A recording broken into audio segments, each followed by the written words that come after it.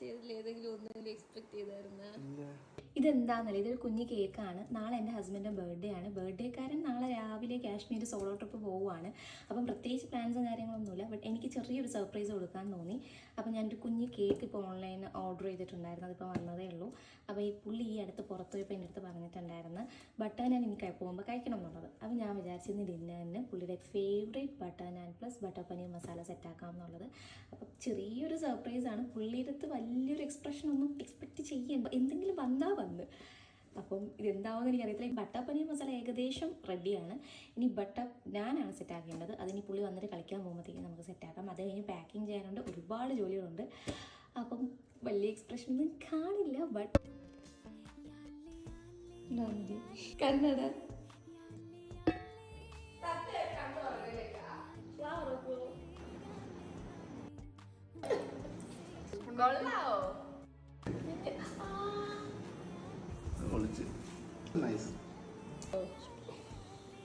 കൃത്യം 12 മണിക്ക് വിഷ് ചെയ്യണമെന്ന് വിചാരിച്ചാൽ ഞാൻ കുറച്ച് 12 മണി കഴിഞ്ഞിട്ടാണ് കേട്ടോ വിഷ് ചെയ്തത്. അതിന് കാരണം കുറച്ച് ക്യാൻഡിൽസ് ആണ്. ഞങ്ങൾ തായ്ലൻഡ് പോയപ്പോൾ കുറച്ച് ക്യാൻഡിൽസ് മേടിച്ചിട്ടുണ്ടായിരുന്നു.